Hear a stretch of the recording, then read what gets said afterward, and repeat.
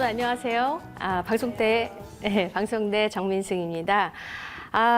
오늘 저는 여러분과 다소는 좀 힘겹고 그런 경험이었고 그렇지만 소중했던 그런 경험을 나누고자 이 자리에 섰습니다.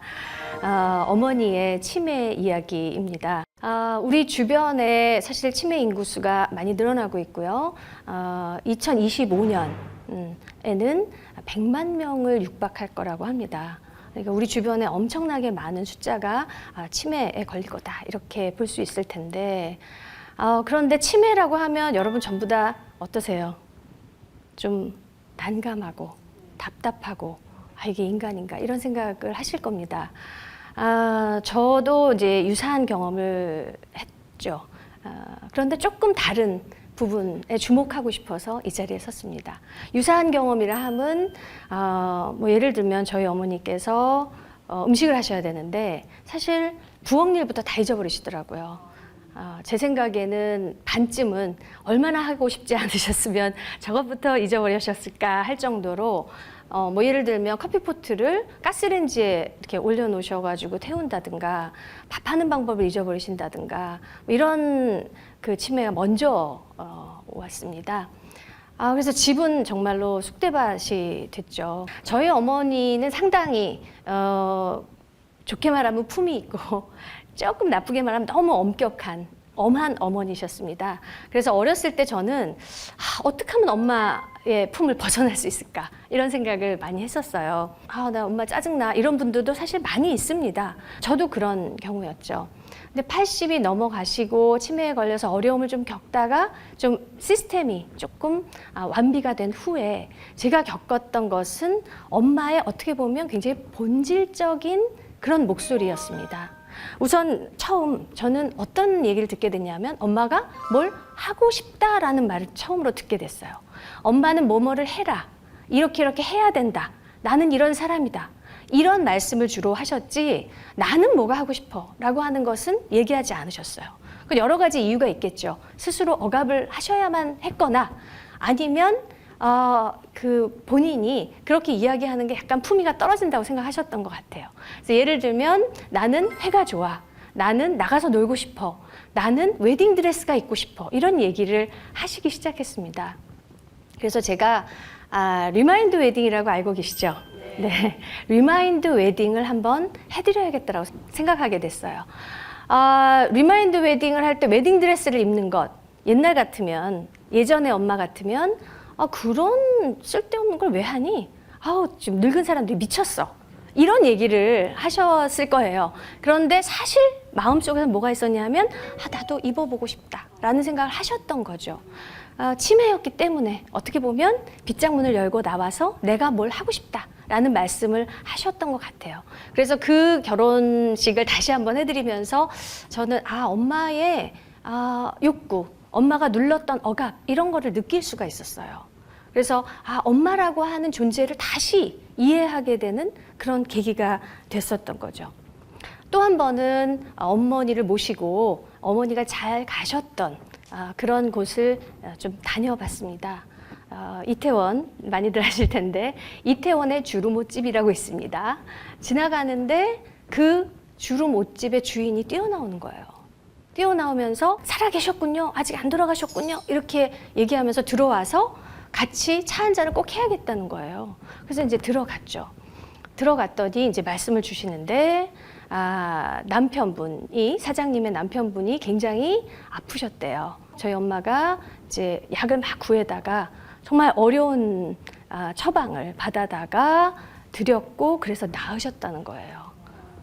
이런 분이 어머니시지 얼마나 자랑스럽겠습니까? 라는 얘기를 하는데 제가 당혹스러웠어요. 엄마는 기억을 못 하시지만 엄마는 밖에 나가서 굉장히 많은 선의를 베풀고 계셨구나. 난 집에서 엄마가 무서워서 엄마가 너무 싫었는데 우리가 내가 알고 있는 것 이외의 어떤 부분, 내가 이해할 수 없었던 부분이 우리 엄마 안에 있었고 그것과 화해하는 시간이기도 하구나 라는 생각을 했습니다. 그래서 그것은 저와 화해하는 시간, 저를 치유하는 시간이기도 했다라고 생각이 듭니다. 그러면 아까 제가 말씀드렸는데 우리도 치매에서 자유롭지 않지 않습니까? 근데 치매 그러면 무서워요. 이건 절대로 우리가 근처에 오면 안 되는 그런 적처럼 느껴지는데 그런 고정관념, 그런 선입견 이거를 조금은 좀 거리를 두고도 볼 수 있지 않을까라는 생각을 좀 해보고 싶어졌습니다. 그래서 좀 찾아봤어요. 그랬더니 예를 들면 베르나데트라고 하는 수녀가 있었는데 치매의 아주 심각한 6단계로 그 뇌를 나중에 해부한 결과 나왔는데 이분이 85세에 돌아가셨는데 그 전 80세가 넘어서 검사했던 검사 결과 수녀원의 678명 중에 거의 최고 점수를 기록했다는 사실을 알게 된 거예요. 그러니까 치매인데 겉으로 드러나는 것은 전혀 치매가 아닌 분도 있고, 그죠? 치매인데 저희 어머니처럼 예쁜 치매인 경우도 있고, 치매인데 우리가 다 알고 있는 굉장히 심각한 관계가 다 끊어지는 치매인 경우도 있겠구나라는 생각을 할 수 있게 되었어요. 그래서 그 스노든 박사라고 하는 분이 그 베르나데트 수녀를 연구했는데 인지적 비축분이라는 개념을 만들게 되는 거죠. 그러니까 우리 뇌는 우리가 잘 모른다는 거예요. 여기 중년 대부분이신데 중년에 어떻게 우리가 사느냐에 따라서 치매에 대해서도 또 다른 결과가 나올 수도 있는 것이고, 또 아까 말씀드린 것처럼 왜 우리가 부엌부터 잊어버리냐, 자기 억압의 영역들이 또 나오는 과정일 수도 있는 겁니다. 그러니까 우리가 정체성이라고 하면 다 정해져 있고 자아를 실현하는 거라고 생각을 하는데 사실은 그렇지 않을 수도 있다. 우리는 기억 너머에서까지 계속적으로 정체성을 구성해 나가는지도 모르겠다라는 생각을 했습니다. 그래서 더 중요한 것은 우리가 예를 들면 치매, 노인 이런 것들에 대한 고정관념이라든지 선입견을 아주 강하게 가지고 있고, 그럼으로써 어떤 관계를 더 잘 풀어나가지 못하는 부분도 있지 않을까라는 생각을 했습니다. 이 대목에서 여러분한테 질문을 드리겠습니다. 흔한 비유일 수도 있는데요. 상품과 인간을 한번 비교해 본 겁니다. 10대 신상품. 이해가 가죠? 어떻게 비교했는지. 20대 명품. 그럼 30대는 뭐가 될까요? 정품. 여기까지 제가 힌트를 드렸습니다. 정품이라고 있습니다. 40대는 뭘까요? 기획상품입니다. 이해하시죠? 50대 이제 뭐로 들어가요? 세일. 박앤세일입니다. 60대 이제 중고로 들어가는데 비슷해요. 1+1이라고 있죠. 하나 하면 하나 더 물어줍니다. 그 다음 슬퍼요. 더 슬퍼집니다. 60대 했죠. 70대 재고정. 더 이제 여러분 목소리가 낮아질 겁니다. 80대 분리수거. 90대 소각 처리. 네. 그러니까 우리가 한편으로는 씁쓸하다 하면서도 한편으로는 공감이 되죠. 네. 그러니까 우리가 살아가고 있는 우리 사회는 계속적으로 인간을 이렇게 상품처럼 생각하게 하고, 그러면 노인은 소각 처리, 그러니 치매는 뭐가 되겠어요? 완전히 고장난 상품입니다. 쓸모없는 상품이에요. 그런데 우리가 이렇게 쓸모를 중심으로 사람을 본다. 얼마나 잘못된 것일까? 라고 하는 말씀을 좀 드리고 싶은 거죠. 그래서 제가 경험했던 그런 어머니의 다양한 제가 몰랐던 그런 모습들, 이런 것들이 저를 다시 살아가게 하는 것처럼 그런 관계 속에서 우리가 새롭게 발견을 좀 할 필요가 있다. 그거는 아까 얘기했던 10대, 20대 이렇게 보면서 했던 상품적인 논리를 좀 벗어나서 우리가 관계로 좀 봐야 된다.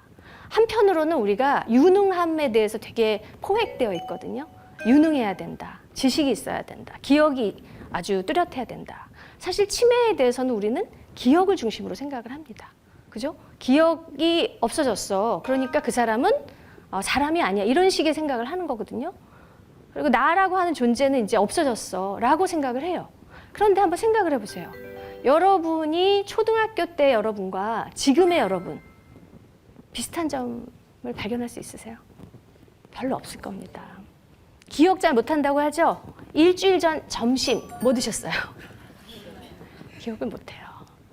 또 집단적인 차원에서 우리 전통이 재발견된다는 얘기합니다. 선택적으로 기억은 이루어져요. 그렇게 생각하면 우리가 꼭 그렇게 기억, 유능함 이런 것들을 중심으로 사람을 볼 필요가 있나? 물론 일상적으로 그렇게 되지만 한 발짝쯤 떨어져서 생각할 수도 있는 거죠.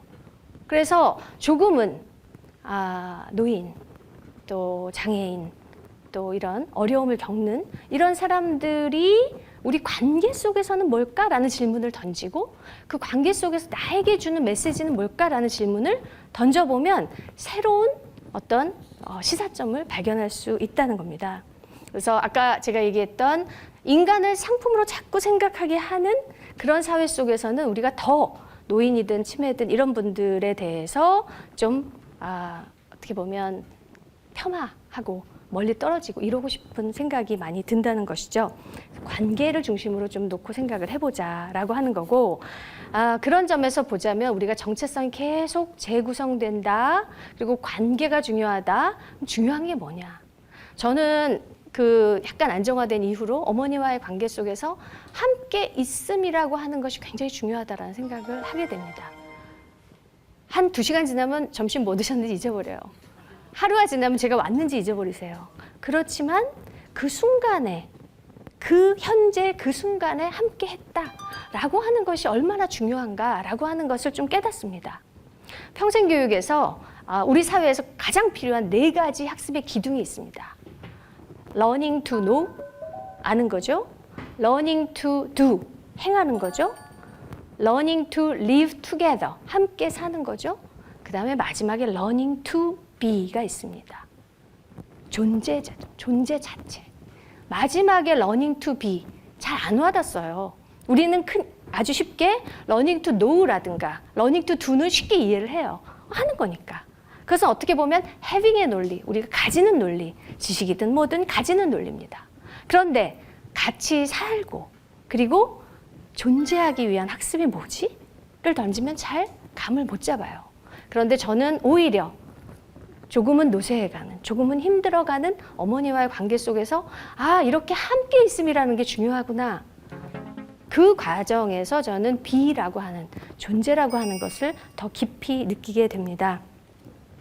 이제는 이제 개념사를 보면 아동 청소년에 이어서 노인이 연구돼야 될 그런 시점이라고 생각이 들어요.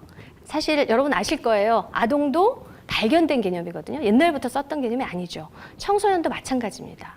이제는 노인이라고 하는 부분을 다시 보면서 노인이야말로 영적 존재일 수 있거든요. 영적으로 내세에 관심이 있는 그런 존재로서의 가능성에 좀 주목하면서 우리가 다시 우리의 패러다임을 바꿔나가는 노력을 조금씩이라고 한다면, 그렇다면 우리 사회도 조금은 다른 방향으로 짜여져 나갈 수 있지 않을까라는 생각을 합니다.